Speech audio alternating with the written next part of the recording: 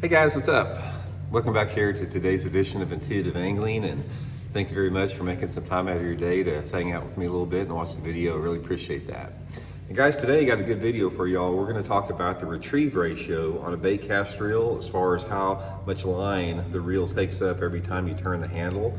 I think this is one of the areas in fishing that there's a lot of confusion, because there's so many different types of bait cast reel retrieves. I mean, I'll list them here a little bit when we start the video, but I want to simplify for you guys. I want to sort of go over, there's really only a couple different retrieves that you need as far as the ratios on a bait cast reel, and I'm going to explain what that is in today's video. And also guys, Tackle Warehouse right now, they got a bunch of big sales on their bait cast reels, so I'll put my Tackle Warehouse link in the description. If you guys are looking to purchase a bait cast reel, now's a really good time with all the sales they got, so much appreciated for you guys using and bookmarking that link.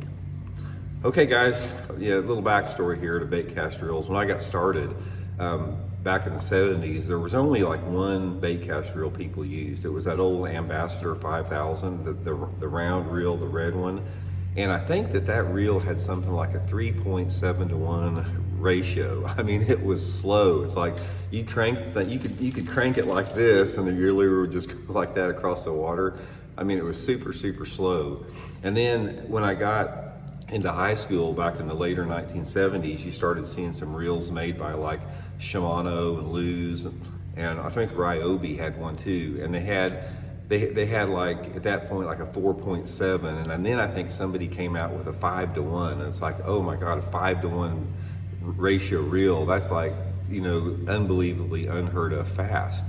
And that stayed like that for quite a while. It's like we didn't, for a lot of the time during the 80s up until the late 80s, we didn't have anything except from about a 5 to 1 gear ratio. In other words, when you turn the handle one time, it would take up 5 feet of line. So from that standpoint, you know, there wasn't a lot of options. But then I believe that Daiwa back in the late 80s came out with one that was called a 7 to 1 ratio. And I remember when that came out because Rick Clunn won a tournament at Lake Gunnersville on that reel, a prototype of that reel on a rattle trap. And I was at that tournament he won. I actually finished, I think, 7th in that tournament. But I remember thinking about it, it's like, God, 7 to 1 ratio on a reel, that's like, you know, who would ever need something like that? You'd only ever need that for like burning a rattle trap.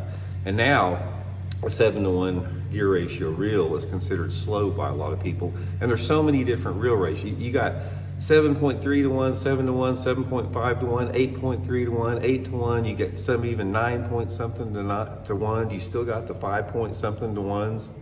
So it can get really confusing. I'm going to simplify it for you guys to make it super easy.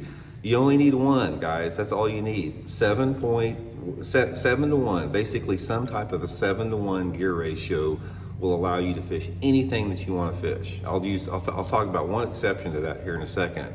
But if you want to simplify it and you don't want to get caught up in thinking you've got to have an 8 point something to 1 for flipping, you've got to have a 7 point something to 1 for a rattle trap, and you've got to have a 6 point something to 1 for a spinnerbait, and you got to have, and just on down the line, just get you something like with the 7 to 1 gear ratio or 7.3 to 1 gear ratio and call it good. Because what you can do is once you get, and that's what I have, guys, every reel that I have is the same. It's a 7 to 1 gear ratio.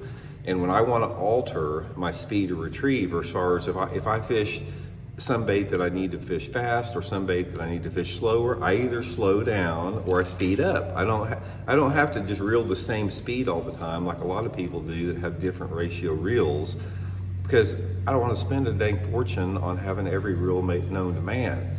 So if you want to simplify, get you a 7 to 1, some type of a 7 to 1 gear ratio. Now there is one exception to that.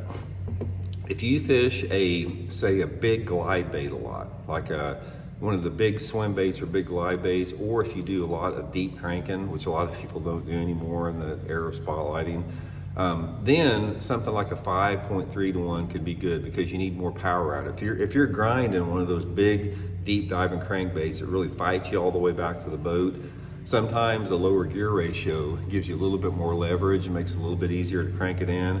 Or again, if you're fishing one of those big honking glide baits or swim baits, sometimes a 5.3, 5.1 to 1 gear ratio is the way to go. But I don't even have that, guys. I make my living fishing one way or the other, and that's all I have is the 7 to 1. So anyway, just wanted to simplify and clarify that for you guys a little bit.